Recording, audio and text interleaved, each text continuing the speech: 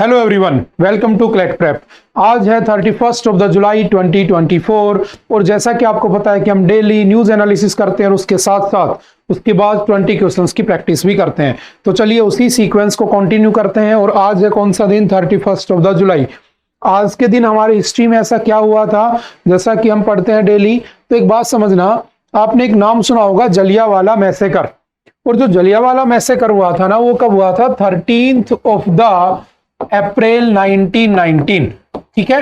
और यहां पर क्या हुआ था एक्चुअल में कि यहां पर एक जलियांवाला बाग बना हुआ था। ठीक है, जो आज भी आपने देखा होगा, कभी विजिट किया होगा। उस जलियांवाला बाग के अंदर एक्चुअल में लोग इकट्ठा हो ही रहते हैं। ठीक है, क्यों? क्योंकि उससे पहले एक एक्ट आया था, रोलेट एक्ट। ठीक है, तो थोड़ा सा समझना, जब वो रोलेट एक्ट आया था 1919 के अंदर, तो उसमें ये प्रोविजन था कि अगर कोई भी पर्सन ब्रिटिशर्स के अगेंस्ट कोई भी टेररिस्ट एक्टिविटी करता पाया गया तो उसको कम से कम 2 साल के लिए अरेस्ट कर लिया जाएगा और जेल में डाल दिया जाएगा बिना किसी रीजन के। जस्ट उसके ऊपर डाउट होना चाहिए। अब क्या हुआ, इसका अपोज होने लगा पंजाब में। तो पंजाब के 2 लोकल लीडर होते हैं, उनके नाम याद रखना। आई थिंक लास्ट ईयर आपके क्लैट के एग्जाम में ये सेम क्वेश्चन आ चुका है, सेम पैसेज आ चुका है जलियांवाला बाग के ऊपर मॉडर्न हिस्ट्री में से। तो याद रखना, 2 पर्सन होते हैं, दोनों के नाम क्या थे? तो एक का नाम था सत्यपाल और एक का नाम था सैफुद्दीन किचलू। इन 2 लोकल लीडर्स को क्या कर लिया जाता है? अरेस्ट कर लिया जाता है। और इनके अरेस्ट करने के बाद रोलेट एक्ट के अंडर तो जो पंजाब के लोकल लोग थे उन्होंने क्या किया, या वहां के जो लोग थे उन्होंने क्या किया, अमृतसर के लोगों ने इसके अगेंस्ट में प्रोटेस्ट किया शांतिपूर्वक तरीके से, पीसफुल। और वो लोग जलियांवाला बाग में बैठे हुए थे। और उसी दिन क्या था? तो उसी दिन उनके यहाँ पर क्या था? बैसाखी का फेस्टिवल भी था। जब फसल कट जाती है तो उसका सेलिब्रेशन करते हैं उस दिन। तो बैसाखी वाला दिन भी था। तो कुछ लोग प्रोटेस्ट कर रहे थे, कुछ लोग वैसे वहां पर इकट्ठा हो रखे थे। तो हुआ क्या कि जलियांवाला बाग में जो आपके जनरल डायर थे वो पहुंच जाते हैं। और जनरल डायर वहां पर पहुंचकर वहां पर गोलियां चलाने शुरू कर देते हैं। और जब गोलियां चलाई जाती हैं तो याद रखना, जलियांवाला बाग के अंदर एक ही एंट्री और एक ही एग्जिट गेट था। तो जितने भी लोग थे वो सारे मारे गए। कोई अपनी जान बचाने के लिए कुएं में कूद गया, क्योंकि बीच में कुआं बना हुआ था। आज भी वहां पर वो कुआं बना हुआ है। कहते हैं कि वो पूरी का पूरा जो वेल था, कुआं था, वो लाशों से भर गया था। ठीक है, और उसके बाद वो सारे के सारे लोगों को वहां पर मार दिया गया। उसके बाद क्या होता है? उसके बाद महात्मा गांधी जी ने इसका अपोज किया, एक हंटर कमीशन बना, हंटर कमीशन की रिपोर्ट आई और उसको जनरल डायर को फ्री कर दिया गया, उसको छोड़ दिया गया कि ये ब्रिटिश भारत का शेर है, ब्रिटिश इंडिया का शेर है, ये अपनी ड्यूटी कर रहा था। उसके बाद महात्मा गांधी जी ने नॉन कोऑपरेशन मूवमेंट स्टार्ट किया और ये सब कहानी आपने हिस्ट्री में पढ़ी होंगी। अल्टीमेटली ये जो जलियांवाला बाग इंसिडेंट था, इसका बदला किसने लिया, इसका रिवेंज किसने लिया? तो याद रखना, उसका नाम क्या था? सरदार उधम सिंह। आपने बहुत सारी मूवीज भी देखी होंगी इसके ऊपर। सरदार उधम सिंह क्या करते हैं? कसम खा लेते हैं कि मैं इसका बदला लूंगा। बड़े होने के बाद वो लॉयर की पढ़ाई करते हैं, ब्रिटेन जाते हैं और एक दिन वो अपनी बुक के अंदर एक बंदूक छुपा कर ले जा रहे होते हैं, गन होती है उनके पास, और सामने से जनरल डायर आ रहा होता है और वो वहां पर बंदूक निकालते हैं और सारी की सारी गोलियां जनरल डायर को मार देते हैं। और उसके बाद वो सरेंडर कर देते हैं। और सरेंडर करने के बाद आज ही के दिन, याद रखना, आज ही के दिन 31 ऑफ द जुलाई 1940 को उनको क्या कर दी जाती है? तो उनको फांसी दे दी जाती है। ठीक है, और उनको फांसी देने के बाद आज का दिन इंपॉर्टेंट क्यों हो गया, बात समझ में आ रही है ना? तो इसको थोड़ा सा ध्यान रखना। और एक बात याद रखना, लास्ट टाइम भी एग्जाम में क्वेश्चन था तो बड़ा कंफ्यूजन था। याद रखना, जो गोली चला रहा था उस समय प्रेजेंट था पार्क में, उसका नाम क्या था? General Dyer. यानी कि मैं पूरा नाम लिखना चाहूं तो ऐसे लिख सकता हूं, general Reginald O Dyer.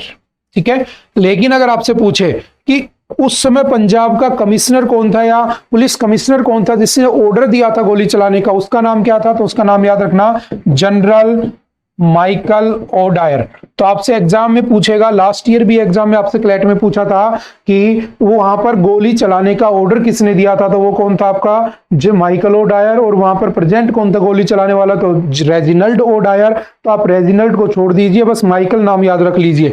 Michael वो होता है जो ऑर्डर दे रहा था, वहां पे था वो जनरल डायर था। ठीक है, और आपसे पूछे कि उधम सिंह ने किसको गोली मारी थी, तो याद रखना माइकल ओ डायर को उन्होंने गोली मारी होती है। ठीक है, तो सिंपल सा इस बात को थोड़ा सा ध्यान रखना। उसके बाद चलते हैं, आज की जो हमारी फर्स्ट न्यूज आती है इंपॉर्टेंट, कौन सी है? देखो, लगभग सारे के सारे न्यूज चैनल्स आपने देखे होंगे, इस वाली न्यूज से कवर्ड है। एक्चुअल में क्या हुआ, लैंडस्लाइड। देखो लैंडस्लाइड क्या होती है समझना, कि जब आप देखोगे कि बहुत ज्यादा बारिश होती है तो पहाड़ी इलाके के अंदर जैसे मान लो पहाड़ बना हुआ है, ठीक है, फॉर एग्जांपल मान लो कि कोई ऐसे पहाड़ स्ट्रक्चर बनी हुई है और यहाँ पर बहुत भयंकर बारिश हो रही है, बादल बने हुए हैं और बहुत खतरनाक तरीके से बारिश हो रही है, तो होता क्या अल्टीमेटली, मान लो ये यहाँ पर एक छोटा सा टुकड़ा है यहाँ का, ठीक है, तो होता क्या है कि यहाँ पर क्या होता है, ये यहाँ से टूटकर अलग होकर नीचे गिरना शुरू कर देता है।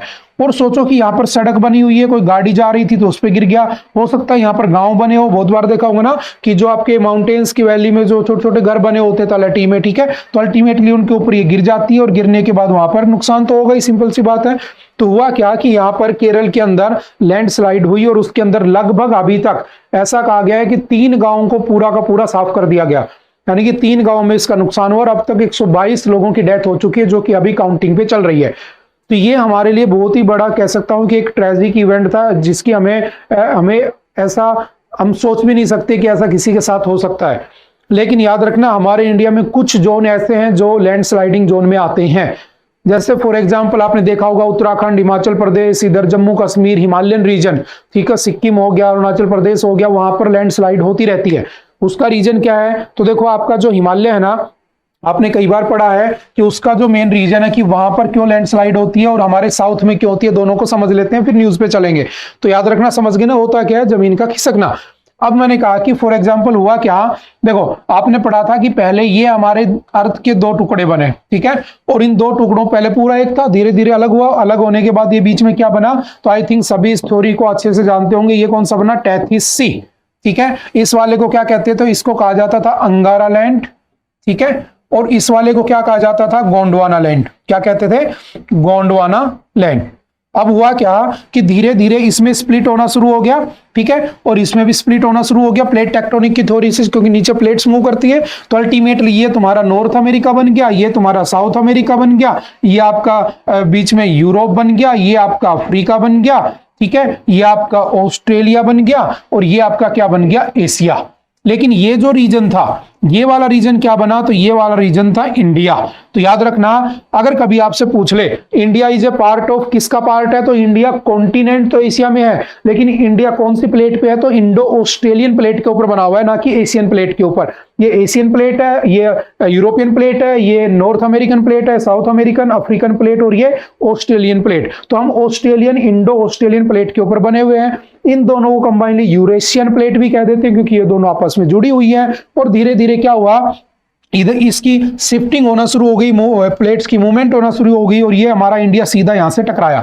और जब ये टकराया तो जब दोनों के दोनों आपस में टकराए, तो टकराने से इसकी जमीन जो थी, देखो याद रखना, जो ओशियनिक प्लेट होती है ना वो हैवी होती है फॉर एग्जाम्पल, और जो कॉन्टिनेंटल प्लेट होती है ना वो हल्की होती है, बहुत ही ज्यादा कह सकता हूं कि इसके कंपैरिजन में बहुत ही हल्की होती है। तो हुआ क्या कि जब ये इस पे टकराया तो इसके अंदर मर्ज होना शुरू हो गया, तो बीच में से जो एरिया बाहर निकला वो क्या बन गया, आपका हिमालय बन गया। शायद ये थोड़ी आप सभी जानते हो, हमने पढ़ा भी है बेसिक ज्योग्राफी में। तो जब ये हिमालय बना, इसलिए आपने पढ़ा होगा हर साल जो प्लेट टेक्टोनिक होती है उसके अंदर जो ओशियनिक प्लेट होती है वो साल में 5 सेंटीमीटर आगे बढ़ती है, और जो आपकी कॉन्टिनेंटल प्लेट होती है वो 2 सेंटीमीटर आगे बढ़ती है। इसलिए हमारा इंडिया हर साल 1 सेंटीमीटर छोटा हो जाता है और हमारा हिमालय जो है वो हर साल 2 सेंटीमीटर ऊंचा हो जाता है। बात समझ में आ रही है। अब क्या हुआ, इनकी वजह से क्या बना, हिमालय। और हिमालयन रीजन में मैंने कहा प्लेट टेक्टोनिक, जो प्लेट टेक्टोनिक की थ्योरी होती रहती है, प्लेट मूवमेंट होती रहती है, तो वहां पर जो लैंडस्लाइडिंग होती है उसका मेन रीजन है प्लेट का हिलना या प्लेट्स टेक्टोनिक थ्योरी। बात समझ में आ रही है। प्लेट मूवमेंट कह सकता हूं क्योंकि हमारी धरती के नीचे क्या प्लेट्स बनी हुई है, समझ गए। लेकिन अगर मैं साउथ इंडिया की बात करूं, ये तो हो गया नॉर्थ इंडियन रीजन का, ठीक है, और यहीं से ये सारे अलग अलग होकर बने हैं, ठीक है। अब मैंने कहा कि फॉर एग्जांपल मान लो अगर मैं साउथ की बात करता हूं, क्योंकि मुझे न्यूज में किसको कवर करना है, केरल को। तो एक बात समझना, आपने पढ़ा होगा कि ये फॉर एग्जांपल मान लो हमारा क्या है, इंडिया, और यहां पर है वेस्टर्न घाट और यहां पर है ईस्टर्न घाट, और दोनों जहां मिल जाते हैं उसे कह देते हैं नीलगिरी। और नीलगिरी की हाईएस्ट पीक कौन सी है, डोडा बेटा, ये आप जानते हो। लास्ट में कार्डामोन हिल्स हैं, इधर पालनी हिल्स हैं, इधर अन्नालूदी हिल्स हैं। अब यहां पर आपको पता है कि जब बारिश आती है, जब मानसून आता है, तो ये आपका क्या बना हुआ है, बेसिकली अरेबियन सी, ठीक है। ये आपका क्या बना हुआ है बेसिकली, तो ये आपका बना हुआ है बे ऑफ बंगाल। तो जब होता क्या है, जब यहां से बादल बनते हैं तो सीधे यहां टकराते हैं, तो मैक्सिमम रेन कहां पर होती है, वेस्टर्न घाट में, क्योंकि हवाएं तिरछी चलती हैं, क्योंकि हमारी अर्थ 23.5 डिग्री पे टिल्टेड है और एंटी क्लॉकवाइज घूमती है तो हवाएं तिरछी चलती हैं, तो अल्टीमेटली यहाँ पे बारिश बहुत होती है। तो वेस्टर्न घाट में पहाड़ों से जो लैंड स्लाइडिंग होती है उसका सबसे बड़ा रीजन क्या है? Heavy rain. और अभी आपके केरल के अंदर जो वायनाड इलाका है, आपने न्यूज में पढ़ा होगा, राहुल गांधी जो है वहीं से इलेक्शन जीते हैं हर बार, इस बार भी जीते थे, लेकिन इस बार उन्होंने बरेली से अप्लाई कर दिया, ठीक है।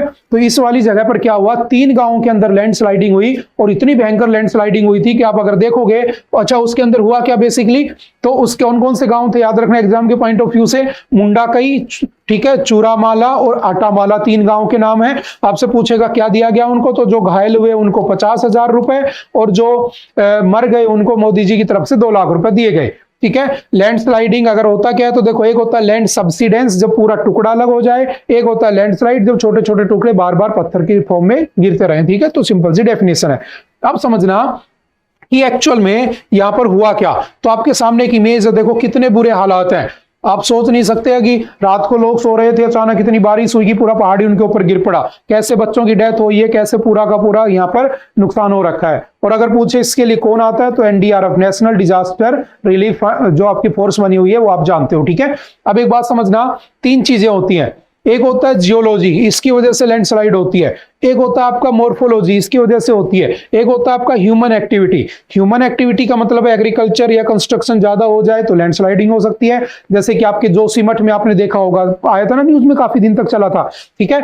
जियोलॉजी क्या होती है, द अर्थ और रॉक माइट बी वीक और फ्रैक्चर्ड, हो सकता है कि जो उस पहाड़ के अंदर जो रॉक है अंदर वो वीक हो चुकी हो, फ्रैक्चर हो चुकी है, तो वो नीचे गिर जाती है। मोर्फोलॉजी का मतलब होता है स्ट्रक्चर ऑफ लैंड, उसकी जो स्ट्रक्चर वो ऐसी है कि उसमें स्लोप्स बने हुए हैं और उसकी वजह से कहां पर आ जाता है, जैसे ड्रॉप यानी कि बाढ़ आती है, आग लगती है, तो वहां पर क्या हो जाता है, लैंडस्लाइडिंग हो जाती है। समझ में आ रही है बात? तो इन 2-4 बातों को याद रखना।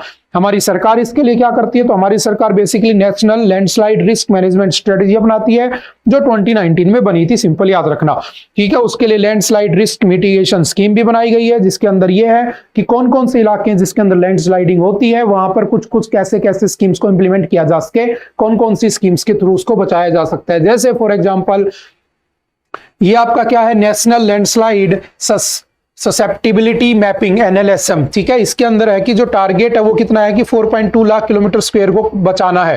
देखो ये जम्मू कश्मीर वाला रीजन है, सॉरी ये जम्मू कश्मीर वाला रीजन है जहां पर लैंडस्लाइडिंग होती है, ठीक है। ये आपका नॉर्थ ईस्ट वाला रीजन है, ये आपका सिक्किम है। बेसिकली ये कहां पर है, तो हिमालय, आप समझ सकते हो। और यहां पर हिमालय हमारे पास है ही नहीं, वो नेपाल में चला जाता है, तो ये रीजन बच गया हमारा। ये कौन सा है, वेस्टर्न घाट, यहां पर लैंडस्लाइडिंग होती है, ईस्टर्न घाट पे नहीं होती है क्योंकि वहां पर इतनी हैवी रेन नहीं होती है, बात ध्यान रखना, ठीक है।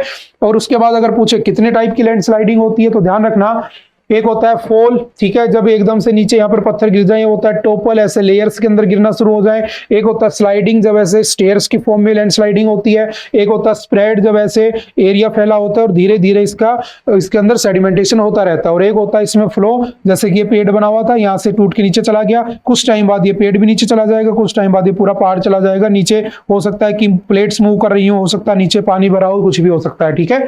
तो इस वजह से कितने टाइप की होती है लैंडस्लाइडिंग, तो टोटल 5 टाइप की होती है। 2-4 बातें याद रखना, ठीक है।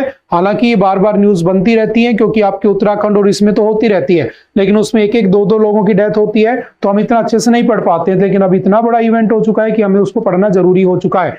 और नेचुरल डिजास्टर आप जानते हो कहीं भी कभी भी हो सकते हैं, हमें प्रिपेयर रहना चाहिए, ठीक है। अब बात आती है नेचुरल डिजास्टर की, तो याद रखना यहाँ पर आपने पढ़ा होगा 2 चीजें होती हैं, एक होता है कंसोलिडेटेड फंड ऑफ इंडिया, एक होता है कॉन्टीजेंसी फंड ऑफ इंडिया।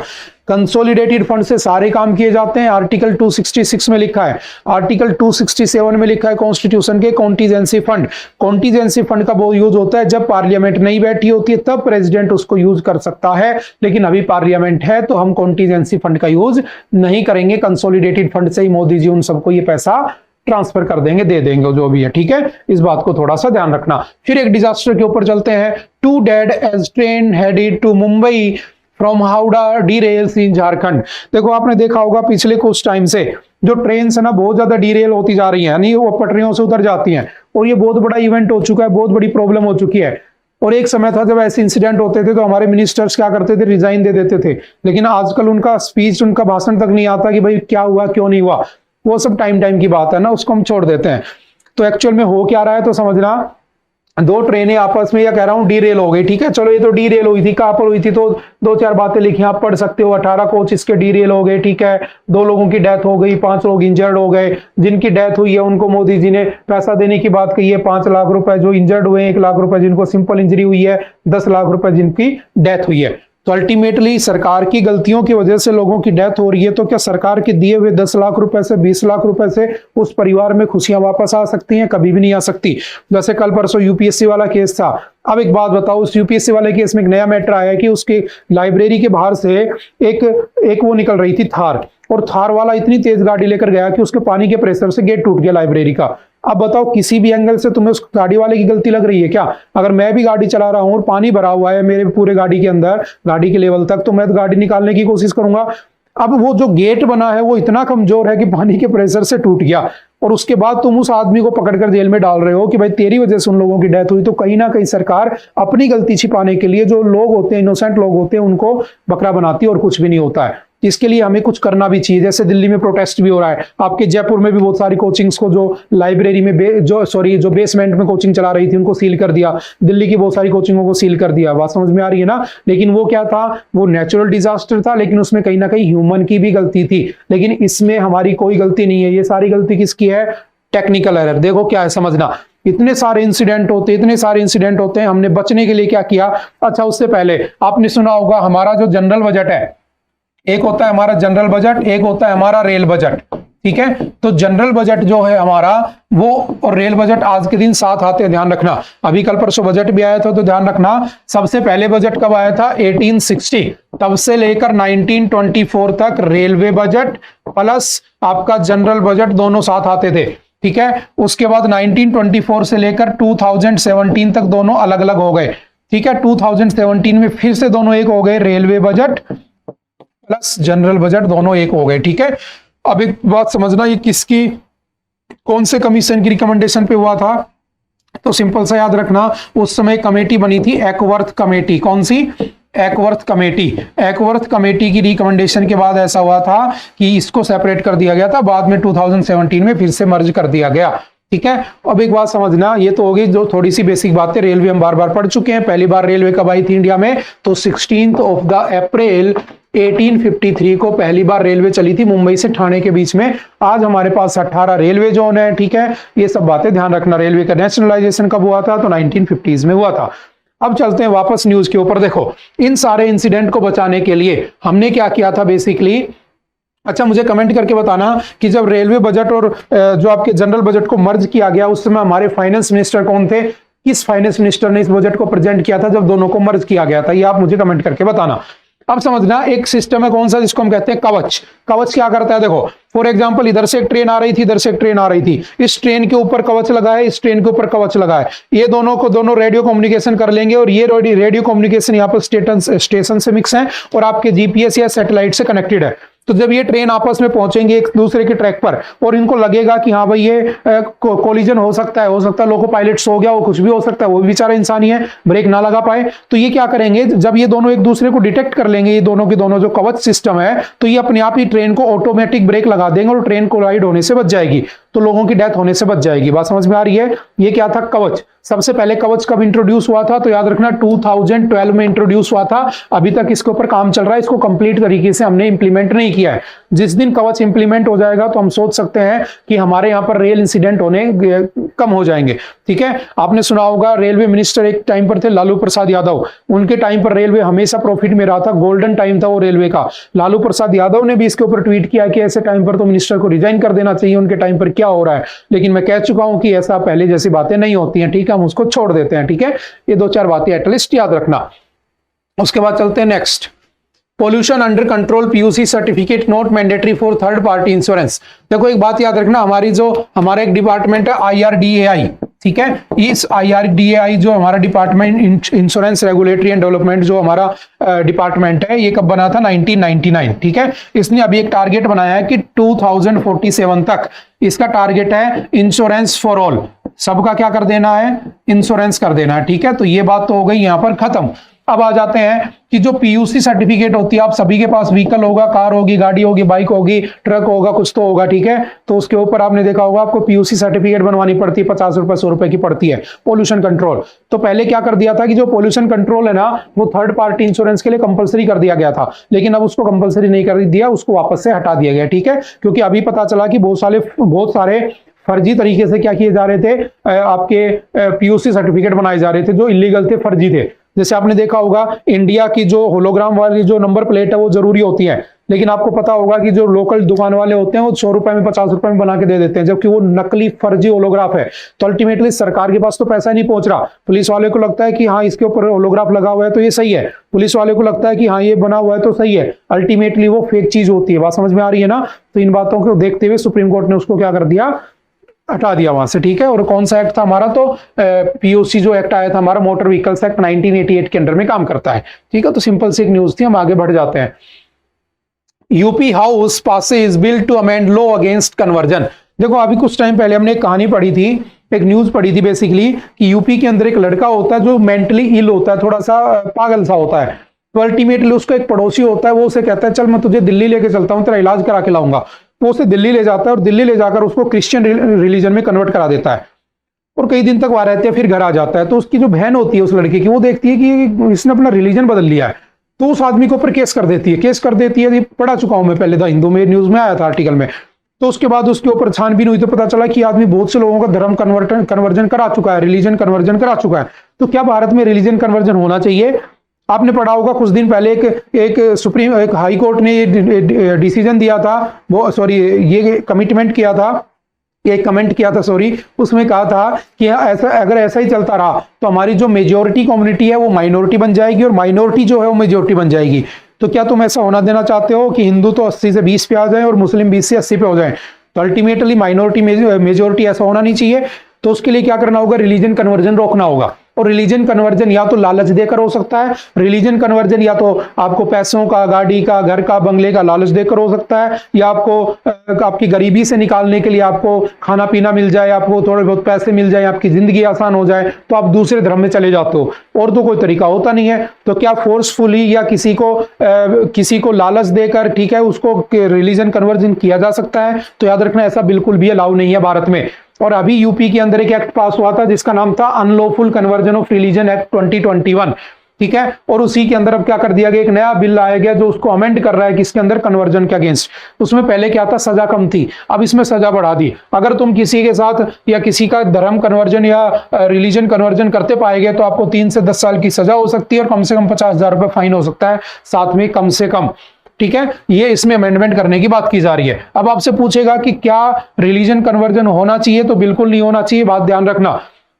अगर बात पूछे कि आपका रिलीजन कौन से आर्टिकल में है हमारे, तो देखो हमारे कॉन्स्टिट्यूशन के जो हमारा फंडामेंटल राइट है ना, जो हमारे फंडामेंटल राइट है आर, ठीक है, FR, और कितने हैं हमारे, तो याद रखना आर्टिकल 12 से लेकर आर्टिकल 35, ठीक है। इसके अंदर एक आर्टिकल आता है कौन सा, तो आर्टिकल 25 से लेकर 28 तक जो हमारा फंडामेंटल राइट है वो कौन सा है, तो हमारा है राइट टू रिलीजियस फ्रीडम, कि हमें रिलीजियस कौन कौन सी फ्रीडम्स मिली हुई हैं। तो ध्यान रखना 25 में क्या लिखा है, freedom of conscience and the free profession, practice and the propagation of the religion.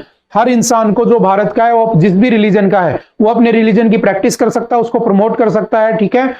दूसरी बात क्या लिखी है 26, इसमें लिखा है कि वो अपने रिलीजियस अफेयर्स को मैनेज कर सकता है, यानी कि वो कितना भी पैसा इकट्ठा कर सकता है। आपने सुना होगा कि इस आर्टिकल 26 के अंडर कोई भी पर्सन अपने रिलीजन के प्रमोशन के लिए मूवेबल, ठीक है, या फिर नॉन मूवेबल प्रॉपर्टी इकट्ठा कर सकता है। मूवेबल यानी कि पैसा हो गया, और नॉन मूवेबल यानी कि जमीन वगैरह हो गई। तो आपने देखा होगा बहुत सारे बाबा मौलाना जो बहुत गरीब होते हैं कि मैं बहुत गरीब था, मेरे पास बहन की शादी के पैसे नहीं थे, अल्टीमेटली वो 2-4 फीस देना शुरू करते हैं, वो इतना करोड़पति बन जाते हैं जैसे आसाराम बापू दुनिया भर के बाबा हैं, ठीक है, क्योंकि इनके ऊपर कोई टैक्स नहीं लगता और ये अपनी प्रॉपर्टी को इकट्ठा कर सकते हैं। अगर आप इनके अकाउंट में 10 करोड़ रुपए भी डाल दोगे तो कोई नहीं पूछने वाला, बाबा है, मौलवी है, जो भी है, किसी भी धर्म का है, क्योंकि वो धर्म को प्रमोट कर रहा है। लेकिन आप गलती से मेरे अकाउंट में 10 करोड़ रुपए डाल देते हो, 10 करोड़ छोड़ो, अगर आपने 10 लाख भी डाल दिए तो शाम को ही मेरे घर के बाहर पुलिस वाले मिल जाएंगे मुझे कि आजा भाई तुम क्या कर रहे थे, कहां से आए पैसे। बात समझ में आ रही है? तो उसको अपने रिलीजियस प्रैक्टिस करने का, उसको पैसा इकट्ठा करने का राइट कौन से आर्टिकल में? 26 में, यानी प्रॉपर्टी इकट्ठा कर सकता है। ठीक है, उसके बाद 27 क्या कहता है? रिलीजियस टैक्स को बैन करता है। तो आप किसी एक पर्टिकुलर स्टेट के अंदर कभी भी स्टेट गवर्नमेंट धर्म के नाम पर टैक्स नहीं लेगी। कभी ऐसा नहीं होना चाहिए कि राजस्थान में हिंदुओं से टैक्स ले रहे हो, यूपी में मुसलमानों से, तो वहां के मुसलमान इधर भागेंगे, यहाँ के हिंदू उधर भागेंगे, पूरे भारत में भागम भागी होती रहेगी, तुम डेवलपमेंट कर ही नहीं सकते।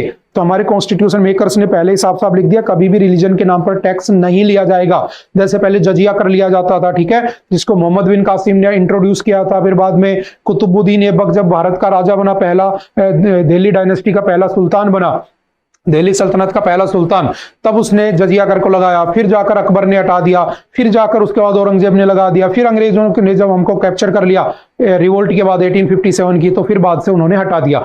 तो ये जो धर्म के नाम पर टैक्स होता था, हमें अपने ही मंदिरों में जाने के लिए टैक्स देना पड़ता था मुस्लिम राजाओं को, तो ऐसा नहीं होना चाहिए। तो हमने 27 में इसको बैन कर दिया, सिंपल सा ध्यान रखना। ठीक है, उसके बाद आता है 28 क्या कहता है कि कभी भी नॉर्मल एजुकेशनल इंस्टीट्यूट में आप रिलीजियस एजुकेशन नहीं दे सकते। जैसे मान लो आप नॉर्मल एजुकेशनल इंस्टीट्यूट में पढ़ रहे हो, मैं इस प्लेटफॉर्म पर खड़े होकर यहाँ पर इस कह सकता हूँ नॉर्मल इंस्टीट्यूट में कभी भी रिलीजन की एजुकेशन नहीं दे सकता आपको, कि एक पर्टिकुलर रिलीजन बहुत अच्छा है, बहुत अच्छा है, तुम्हारे सामने उसी के गुणगान करूं, ये गलत है, मैं नहीं कर सकता। लेकिन आप कहोगे कि जो मुस्लिम्स होते हैं मदरसों में तो करते हैं, तो उनका आर्टिकल कौन सा है? 330, जो उनको माइनॉरिटी को अपने नॉर्मल एजुकेशनल इंस्टीट्यूट में रिलीजियस एजुकेशन देने के लिए उनको राइट देता है, वो आर्टिकल 30 है, माइनॉरिटी वाला। समझ गए बात? ये किसके आर्टिकल थे? 25 to 28, तो आपके रिलीजन के आर्टिकल थे, बेसिक सी बात।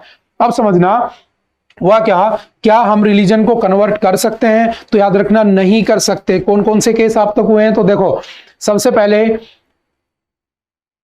आपका एक केस हुआ था 1977 में, जिसमें कहा गया था कि एंटी कन्वर्जन लॉ जो है वो सही, मतलब कि नहीं होने चाहिए, या कन्वर्जन नहीं होना चाहिए, आप उसमें प्रैक्टिस कर सकते हो लेकिन जबरदस्ती किसी को कन्वर्ट नहीं कर सकते।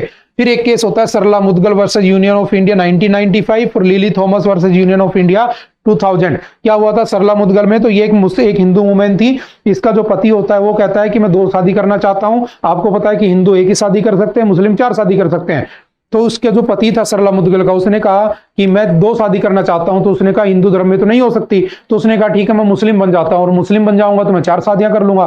सोचो अगर ये लूप होल ना होता, अगर मान लो ये लूप होल होता, तो आज जो भारत के बहुत सारे जो लोग हैं वो तो मुस्लिम रिलीजन कन्वर्ट कर चुके होते, क्योंकि वो तो 1 से ज्यादा शादियों में इंटरेस्ट रखते हैं। तो अल्टीमेटली हमारी जो मेजोरिटी थी वो माइनॉरिटी हो जाती, माइनॉरिटी मेजोरिटी हो जाती। तो सरला मुदगल वाले केस में क्या कहा गया सुप्रीम कोर्ट ने, कि कोई भी अगर हिंदू अगर रिलीजन कन्वर्ट करता है तो वो जो है ना, वो 4 शादियां, 1 से ज्यादा शादियां नहीं कर सकता। बात समझ में आ रही है? तो वो कौन सा था? सरला मुदगल वाला केस। ठीक है, उसके बाद कौन सा था आपका? तो उसके बाद एम चंद्रा वर्सेस एम थंगामुथु 2010। इसमें क्या कहा गया? सुप्रीम कोर्ट ने कहा कि establish need for the evidence of the both conversion and acceptance into new community. ठीक है, उसका प्रूफ होना चाहिए, उसकी एक्सेप्टेंस होनी चाहिए, ये सब उसमें डिसीजन दिए गए। फिर 2011 में आया, फिर 2011 के बाद अभी क्या हुआ? यूपी ने उसको पास कर दिया। तो सिंपल सी न्यूज बन गई और कुछ भी नहीं है। ठीक है, तो 2-4 बातें याद रखना बेसिकली। ठीक है, अच्छा अगर मैं बात करूं आजादी से पहले कौन कौन से एक्ट थे हमारे पास कन्वर्जन के, तो 2-4 बातें याद रखना, जैसे पोस्ट इंडिपेंडेंट और प्री इंडिपेंडेंट, पोस्ट इंडिपेंडेंट। ठीक है, तो यहां पर राजगढ़ स्टेट ने पास किया था 1936 में Patna freedom of religion act. ठीक है, act 1942, Udaipur state anti conversion act 1946। उसके बाद इंडिपेंडेंस के बाद कौन सा है? तो Indian conversion regulation and registration bill 1954 में पास होता है। ठीक है, और उसके बाद एक आया था स्पेशल मैरिज एक्ट, जिसमें अगर आप इंटरकास्ट, देखो एक होता है रिलीजियस रूल्स, ठीक है, एक होता है special marriage. Special marriage act कब आया था? तो सिंपल सा याद रखना, स्पेशल मैरिज एक्ट आया था 1954। इसमें कहा कि भाई एक है हिंदू एक है मुस्लिम, और अगर ये इससे शादी करता है या ये दोनों शादी करते हैं तो इनके रिलीजियस लॉज जो है वो एक्सेप्ट नहीं करेंगे। तो कहा गया कि तुम क्या करो, स्पेशल मैरिज एक्ट से शादी कर लो, तो वो क्या रहेगा? कानून के सामने एक्सेप्टेबल रहेगा। लेकिन इसका भी केस चल रहा है, मैंने बताया था एमपी के अंदर एक लड़का लड़की शादी करते हैं, हिंदू मुस्लिम होते हैं, घर वाले मना कर देते हैं, कहते हैं कि हम तो नहीं मानेंगे, जबकि वो स्पेशल मैरिज एक्ट से शादी करके आए थे। फिर वहां की हाई कोर्ट भी कह देती हम नहीं मानते, तो मामला चला गया सुप्रीम कोर्ट में कि भाई जब तुम नहीं मानते तो एक बात बताओ, मैरिज एक्ट बनाया ही क्यों था? बात समझ में आ रही है ना? अल्टीमेटली मैरिज एक्ट बनाया ही क्यों गया था? ठीक है, तो उस वाले इश्यू को भी थोड़ा सा ध्यान रखना। ठीक है, और अगर मैं पॉपुलेशन की बात करता हूं तो भारत में देखो 2011 के सेंसस की अगर मैं बात करूं तो हिंदू थे 81%, मुस्लिम थे 12.9, ठीक है, क्रिश्चियन है 2.4, 6 1.9, बुद्धिस्ट 0.7, 0.4, 0.6%। और अगर कन्वर्जन होना शुरू हो गया तो मैंने अभी बताया था सरला मुदगल वाला केस, मैक्सिमम यहाँ शिफ्ट हो जाएंगे ना, तो ऐसा भी नहीं होना चाहिए। ठीक है, जस्ट याद रखना। Only 4 of the 12 COEs for the rare disease utilize NPRD funds in the past 3 years। देखो, एक होता है डिजीज, एक होता है रेयर डिजीज। रेयर डिजीज वो होती है जो बहुत रेयर होती है, 1,00,000-2,00,000 लोगों में किसी एक को होती है, 1,000-2,000 लोगों में किसी एक को होती है, बहुत रेयर होती हैं। तो रेयर डिजीज के लिए हमारे यहाँ पर एक पॉलिसी आई थी, सिंपल याद रखना, national policy for the rare disease 2021 में आई थी। किसने लॉन्च की थी? Ministry of the health and the family welfare. ये तो आपको समझ चुके होंगे। ठीक है, इसका एम क्या था? तो इसका टारगेट था to focus on the indigenous research and local production of the medicine. ठीक है, जो lower cost of the treatment of rare disease, rare disease का ट्रीटमेंट हल्का होना चाहिए, ज्यादा महंगा नहीं होना चाहिए कि लोगों को मिले ही ना। ठीक है, और उसके अंदर सरकार लगभग 20 लाख रुपए तक का तुम्हें फाइनेंशियल असिस्टेंस भी प्रोवाइड कराती है। अब देखो होती क्या है रेयर डिजीज, थोड़ा सा समझने की कोशिश करते हैं आगे चल के। देखो, रेयर डिजीज की डेफिनेशन वो होती है WHO के अकॉर्डिंग, जो 1000 में से किसी एक आदमी को हो जाए तो वो है रेयर डिजीज। ठीक है, इंडिया कहता है कि नहीं, 2,500 में से किसी एक आदमी को अगर कोई बीमारी हो रही है इस रेशियो में तो उसे हम कहेंगे रेयर डिजीज। ठीक है, पूरी दुनिया को अगर देखा जाए तो 300 मिलियन लोगों के अंदर ये है, यूएसए में 30 मिलियन है, यूरोपियन यूनियन में 30 मिलियन लोगों को ये बीमारी है। ठीक है, और इसको ठीक होने में लगभग 4.8 ईयर लगते हैं ऐसी बीमारी को। लेकिन इन बीमारियों को ठीक कैसे किया जाए? जब तुम्हारे पास सरकार के पास एक वो होना चाहिए, एजेंडा होना चाहिए कि भाई रेयर डिजीज वाले को प्रॉपर प्रोटेक्शन मिले, प्रॉपर उसको इलाज मिले, ट्रीटमेंट मिले। उसके लिए ट्रीटमेंट की जो सुविधा है वो क्या होनी चाहिए? कम होनी चाहिए, हल्की होनी चाहिए। उसके लिए कौन सी स्कीम आई? तो रेयर डिजीज वाली स्कीम आई। ठीक है, 2021 में। इसको ध्यान रखना थोड़ा सा। ठीक है, ग्रुप ए में जैसे disorder amendable to one time curative treatment, एक ऐसी बीमारी जो एक बार में ठीक हो जाए ग्रुप 1 में, एक ऐसी बीमारी जो लाइफ लॉन्ग चले वो ग्रुप 2 में, और disease for which definitive treatment is available but challenges are to make optimal patient selection for benefit very high cost and life long therapy, वो होती है ग्रुप 3 की रेयर डिजीज। ठीक है, तो 2-3 बातें याद रखना। और कब आया था? 2021 में। ठीक है, उसके बाद कौन सा है? देखो, जो हमारे जयशंकर हैं उन्होंने क्या किया? World's first postal stamp Ramlalla in Laos. देखो, लाओस काफी टाइम से न्यूज में चल रहा है। लाओस के अंदर आपने देखा होगा हमारे भगवान रामलला की जो मूर्ति है, ठीक है, इसका क्या किया गया? वहां के स्टैंप पेपर पे इसकी फोटो को लगाया गया। तो सिंपल कहां पर? लाओस। आपसे पूछ लेगा रिसेंटली किस कंट्री में ऐसा हुआ, तो लाओस में। सिंपल सा ध्यान रखना। ठीक है, इधर हमारे भगवान रामलला की मूर्ति है, उधर भगवान गौतम बुद्ध की मूर्ति है। ठीक है, तो ये 2-4 बातें याद रखना। ठीक है, लाओस के अंदर ये आपके लाओस का मैप है, यहाँ पर लाओस है, यहाँ पे वियतनाम है, ये आपका फेवरेट थाईलैंड है, यहाँ पर कंबोडिया है, ये वियतनाम है, ये म्यांमार है, ये बे ऑफ बंगाल है, ये बांग्लादेश, भूटान, इधर इंडिया। ठीक है, तो इसकी लोकेशन भी थोड़ा सा ध्यान रखना। चलो मुझे बताना कि वर्ल्ड्स लार्जेस्ट हिंदू टेम्पल कहाँ पर लोकेटेड है? ठीक है, वर्ल्ड्स लार्जेस्ट हिंदू टेम्पल कौन से उसमें कंट्री में लोकेटेड है, सिचुएटेड है? ठीक है, मुझे बताना कमेंट करके। नेक्स्ट चलते हैं, Punjab recorded 41 deaths due to H1N1 this year. देखो, जो H1N1 है ना, बेसिकली ये एक वायरस है। ठीक है, जिसको हम कहते हैं स्वाइन फ्लू। ठीक है, H1N1 स्वाइन इन्फ्लुएंजा की वजह से होता है। इसकी वजह से पंजाब के अंदर 41 जो लोग हैं वो बीमार हो चुके हैं, सॉरी डेथ हो चुकी है। 150 से ज्यादा लोगों की डेथ हो चुकी है। ठीक है, गुजरात के अंदर 27 लोगों की, हरियाणा में 26। ठीक है, और टोटल 1563 दिल्ली के अंदर इन लोगों की क्या हो चुके हैं? केस आ चुके हैं। अल्टीमेटली देखो होता क्या है, फॉर एग्जाम्पल ये स्वाइन फ्लू होता किससे? कि जो आपका पीग होता है ना, सुअर वगैरह, या जो आप ये चिकन वगैरह खाते हो, नॉनवेज खाते हो, तो इनके अंदर एक पर्टिकुलर टाइम आता है साल भर में कि ये वायरस बहुत ज्यादा फैल जाता है और उस टाइम बहुत सारी डेथ होती है। तो हमें थोड़ा सा अवेयर रहना चाहिए इन चीजों से। ठीक है, तो सिंपल से याद रखना किसकी वजह से? H1N1 रिसेंटली न्यूज में देखा गया था। बताओ किस चीज के लिए होता है, क्या होता है, क्या नहीं होता है? तो इन्फ्लुएंजा वायरस होता है। ठीक है, H1N1। ठीक है, उसके बाद नेक्स्ट कौन सा है? 150% customs duty on the lab chemicals alarm scientist. देखो हुआ क्या? देखो, जो लैब साइंटिस्ट होते हैं ना, उनका काम होता है रिसर्च करना, कि अलग अलग केमिकल्स पे अलग अलग रिसर्च करके अलग अलग बीमारियों के लिए अलग अलग नई नई मेडिसिन ढूंढना, रिसर्च कर करके मार्केट में नई चीजें लाना। लेकिन जो रिसर्च करने के लिए जो केमिकल्स चाहिए होते हैं ना, इन केमिकल्स को जब भी खरीदते हैं तो इन केमिकल्स को खरीदने पर पहले 10% टैक्स था। कितना परसेंट टैक्स था? 10% कस्टम ड्यूटी उनको देनी पड़ती थी। अब क्या हो गया इसके ऊपर? इसको सीधा 150% कर दिया है। मतलब फॉर एग्जाम्पल, इसको पूरा आर्टिकल को आप पढ़ोगे तो आपको पता चलेगा कि फॉर एग्जाम्पल मान लो 1 लाख रुपए की कोई केमिकल आता था और उससे रिसर्च एनालिसिस करते थे साइंटिस्ट। अब वो 1 लाख रुपए का सीधा 2.5 लाख रुपए में पड़ रहा है। बात समझ में आ रही है? तो कितनी ज्यादा कॉस्ट हो चुकी है। इसके अंदर साइंटिस्टों ने कहा है कि भाई ऐसा तो नहीं हो गया कि हमने गलत पढ़ लिया या मिस प्रिंट कर दिया सरकार ने, है वो 10 से 15 करना चाहती थी, 150 गलती से 0 ऐड हो गया। जैसे कई बार अपन पढ़ते हैं तो मिस्टेक हो जाती है ना, कभी ए गायब हो जाता है, कभी एल गायब हो जाता है, नहीं लिख पाते हम जल्दबाजी में, तो हो सकता है कि सरकार से भी प्रिंट मिस प्रिंट हो गया हो। ठीक है, वो भी तो इंसान ही है, लोग बनाने वाले तो इंसान ही है। तो ऐसा नहीं है, सीधा कितना बढ़ा दिया 150%, जो भारत में कहीं ना कहीं गलत बात है, बहुत बुरी चीज है। तो इससे नई रिसर्च नहीं हो पाएंगी। जो केमिकल इंडस्ट्री है, जो ड्रग्स इंडस्ट्री है, उसमें आप रिसर्च कैसे करोगे जब आपके पास 150% आप उस पर टैक्स दे, आप उसके ऊपर कस्टम ड्यूटी दे रहे हो। ठीक है, तो ये हल्की सी न्यूज में तो सिंपल सा आपसे पूछे कि कितना परसेंटेज उसके ऊपर केमिकल्स के ऊपर बढ़ा दिया गया है, तो याद रखना कितना, 150 यानी कि 150% टैक्स बढ़ा दिया गया है, कस्टम ड्यूटी टैक्स। ठीक है, उसके बाद चलते नेक्स्ट। फिर आप कहते हो कि हम क्या बना रहे हैं कि एक ऐसा इनिशिएटिव स्टार्ट कर रहे हैं जिसमें डिजीज को फैलने से पहले रोका जाए, पैंडेमिक बनने से पहले रोका जाए, प्रीपेयर्डनेस इनिशिएटिव स्टार्ट किया। लेकिन एक तरफ तुम इन केमिकल्स के ऊपर इतना टैक्स बढ़ा दे रहे हो, तो कहां से बेचारा कोई रिसर्च कर पाएगा। ठीक है, वो बाद की बात है, सरकार इतने पैसे का क्या करेगी वो सरकार ही जानती है। ठीक है, वो हम नहीं जानते। ठीक है, उसके बाद चलते आगे next, licence raj for the digital content creator. देखो जो डिजिटल कंटेंट क्रिएटर होते हैं ना, ये आजकल इतने ज्यादा इन्फ्लुएंस करने लग गए ना लोगों को, कि अभी एक रिसर्च आई है जिसमें पता चला है कि जो कंटेंट क्रिएटर होते हैं ना, वो हमारी सोसाइटी में, चाहे इलेक्शन कह लो, चाहे नॉर्मल से नॉर्मल कोई बात कह लो, चाहे कोई किसी दो लोगों के बीच में डिस्प्यूट कह लो, कोई भी मुद्दा उठा लो, अगर कंटेंट क्रिएटर या सोशल मीडिया इन्फ्लुएंसर आ जाते हैं, तो वो उसको पूरा ही क्या कर देते हैं, एक तरफ डाइवर्ट करने का काम करते हैं। जैसे इस बार के इलेक्शन में आपने देखा कि जो बीजेपी के अंदर जो सीटें कम हुई, उसके अंदर कहीं ना कहीं कुछ बड़े बड़े इन्फ्लुएंसर का हाथ रहा है। ये मैं नहीं कह रहा हूं, ये आर्टिकल कह रहा है। ठीक है, तो सरकार को अपनी हार को देखते हुए भी, सरकार को अपने इसमें कमी आई है सीटों में, उसको देखते हुए, तो सोशल मीडिया इन्फ्लुएंसर हैं, सोशल मीडिया जो कंटेंट क्रिएटर हैं, उनके ऊपर रेगुलेशंस लानी चाहिए, उनके लिए लाइसेंस राज होना चाहिए। व्हाट इज लाइसेंस राज? कि जैसे मुझे बंदूक रखनी है तो मुझे लाइसेंस चाहिए, तो मुझे कंटेंट क्रिएट करना है तो मुझे लाइसेंस लेना पड़ेगा। मतलब मेरे उस कंटेंट को सरकार रेगुलेट करेगी, मैं क्या दिखा रहा हूं। तो अल्टीमेटली ये मेरा किसका वायलेशन हो गया? तो ये अल्टीमेटली मेरे आर्टिकल 19 का वायलेशन हो गया भाई, सीधा सीधा।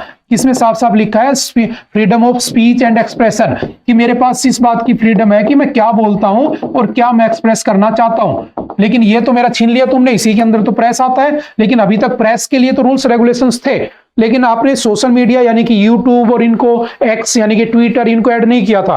तो इसमें यही बात की गई है कि सरकार को इसको, उन सबको इसमें ऐड कर देना चाहिए। बात समझ में आ रही है ना, ताकि उन लोगों को रेगुलेट किया जाए। अब एक बात ये निकल के आती है कि इनको क्यों ऐड किया जाए? क्योंकि ये सरकार के अगेंस्ट गलत इंफॉर्मेशन फैला सकते हैं।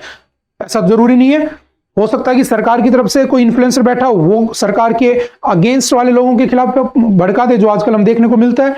तो इसी को रोकने के लिए सरकार ने कुछ दिन पहले, आपने पढ़ा होगा, हमारे यहाँ पर एक डिपार्टमेंट है PIB, प्रेस इंफॉर्मेशन ब्यूरो। ये जो प्रेस इंफॉर्मेशन ब्यूरो है, ये बना था 1919 में, और अंग्रेजों के टाइम का बना हुआ है। आप सब देख सकते हो। ये क्या करता है, जब भी गवर्नमेंट, जब भी सरकार कोई भी बात जनता के सामने रखती है, तो उस जनता के सामने उस बात को सरकार की तरफ से रखने का जो प्रेस का जो प्रिंटिंग का काम करता है, वो कौन है? PIB, press information bureau. Press को इंफॉर्मेशन देगा सरकार की, ऐसा ब्यूरो PIB, ऐसे याद कर लेना। बना कब था? 1919 के अंदर। बात समझ में आ रही है? इसने अभी एक काम स्टार्ट किया था कि हम क्या करते हैं, फैक्ट चेक यूनिट ले आते हैं। क्या ले आते हैं? फैक्ट चेक यूनिट ले आते हैं। और ये सिर्फ फैक्ट चेक यूनिट किसके लिए काम करेगा? सरकार के लिए। अगर तुमने सरकार के अगेंस्ट कुछ बोला तो तुम्हारे फैक्ट को चेक करके बताएगा कि ये गलत बोल रहा है। लेकिन ये मामला अभी सुप्रीम कोर्ट में अटका हुआ है। किसी ने पेटिशन लगा दी कि भाई ये तो सरकार के लिए काम भी कर सकता है। जैसे मान लो कल को सरकार ने कुछ कहा और गलत कहा और लोगों ने अपोज किया, तो ये कहेगी नहीं नहीं नहीं, सरकार ने सही कहा था, सामने वाला ही गलत कह रहा है। ऐसा भी तो कर सकती है ना, क्योंकि डायरेक्ट PMO के अंडर में काम करती है।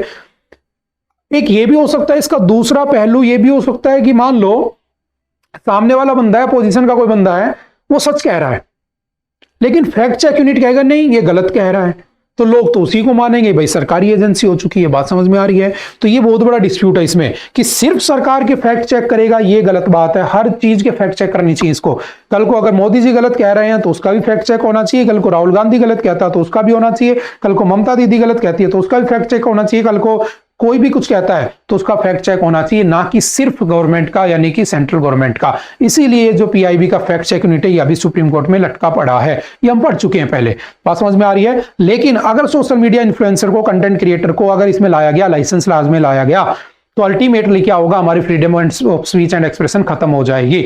लेकिन एक बात देखो, ये इसलिए लाया जा रहा है कि भारत में बहुत सारे लोग क्या करते हैं, सोशल मीडिया की न्यूज को सच मान लेते हैं। जैसे आपने पढ़ा होगा कि बहुत से लोगों को कहा जाता है कि व्हाट्सएप यूनिवर्सिटी के पढ़े हुए लोग हैं, ठीक है, कुछ भी बोल देते हैं, हिस्ट्री उन्होंने पढ़ना छोड़ दिया। ये सच बात है।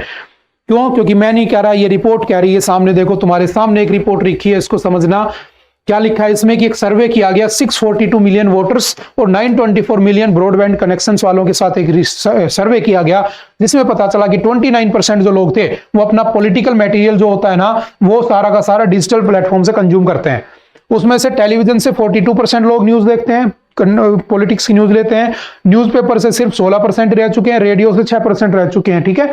लेकिन व्हाट्सएप से 35% लोग जो व्हाट्सएप से अपने पॉलिटिकल नॉलेज वो बढ़ाते हैं। और जो वो पॉलिटिकल नॉलेज व्हाट्सएप से बढ़ाते हैं, तो हमारे जो ग्रेट हिस्टोरियंस है, जो हमारे बड़े बड़े लीडर्स हैं, उन्हीं को वो गालियां देते नजर आते हैं, ठीक है। तो कहीं ना कहीं ये भी गलत बात है। बात समझ में आ रही है ना। उसके बाद यूट्यूब 32.3%। कोई भी यूट्यूब पे कोई भी वीडियो बना देता है। क्या दोस्तों आप ये बात जानते हो कि महात्मा गांधी ने उस टाइम में ये गलत किया था? अब दोस्तों को ये नहीं पता है कि गांधी जी ने किया था कि नहीं किया था, लेकिन उसने कह दिया क्या दोस्तों तुम जानते हो, सही हो गया। उसने अपना एजेंडा बना लिया और उसने उसको गालियां देना शुरू कर दी। तो अल्टीमेटली ये जो कंटेंट क्रिएटर हैं, ये क्या कर रहे हैं, पॉलिटिकल मटेरियल तो तुम्हारे दिमाग में फीड कर रहे हैं ना। इसको रोका जाना चाहिए, इसके लिए लाइसेंस लेना चाहिए इनको कि भाई बोलूं कि ना बोलूं। बात समझ में आ रही है। उसके बाद फेसबुक 24.7% लोग वहां से अपना मैटर लेते हैं, ठीक है। इंस्टाग्राम 18% लोग वहां से मैटर लेते हैं और ट्विटर से 6.5%। तो इस सब चीजों को देखते हुए इसको लाने की नीड है। तो बहुत अच्छा आर्टिकल, आप इसको एक बार पढ़ना जरूर, ठीक है। जो हमारे आईटी रूल्स थे 2021 में, और उसके बाद अभी इसको जो अमेंड किया जा रहा है 2023 में। अच्छा, एक बिल भी आ रहा है, शायद आपने सुना होगा,